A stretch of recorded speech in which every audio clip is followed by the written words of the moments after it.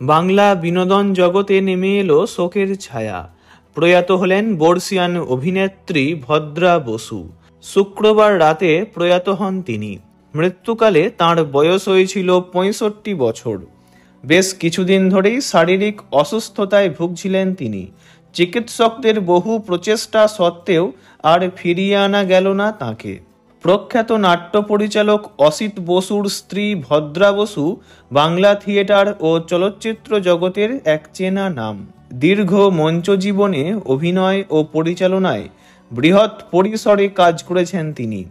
তাঁর দুই সন্তান দামিনী বেনী বসু এবং আনন্দী বসুও অভিনয় ও মঞ্চের খ্যাতনামী ব্যক্তিত্ব।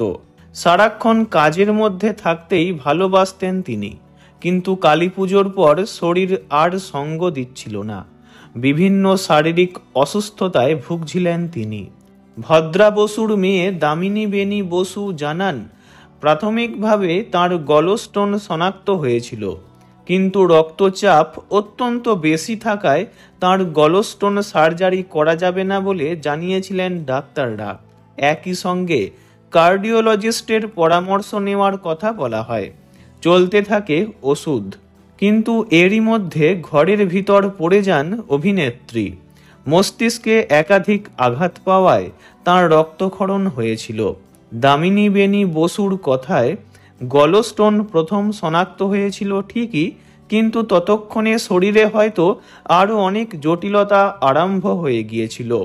কিন্তু কোনটা আগে পরে হয়েছে তা কেউ জানে না। তিনি জানান, প্রথমে একটি সরকারি হাসপাতালে ভর্তি ছিলেন ভদ্রা বসু। এরপর তাঁকে SSKM হাসপাতালে নিয়ে যাওয়া হয়। সেখানে ITUর ট্রমা কেয়ারে প্রথম সার্জারি হয়।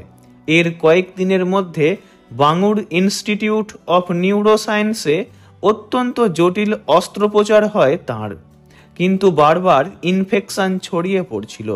এরই মধ্যে হার্টে কিছু সমস্যা ধরা পড়ে।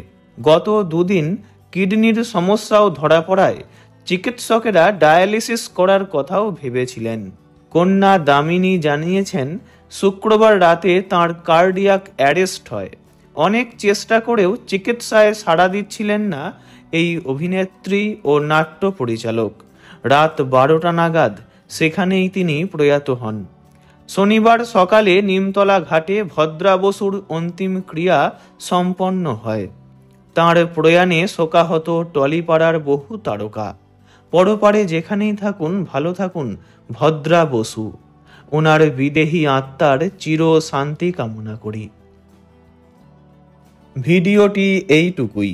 বিনোদন জগতের সব রকম খবরাখবর জানতে চ্যানেলটি অবশ্যই সাবস্ক্রাইব করবেন। ধন্যবাদ।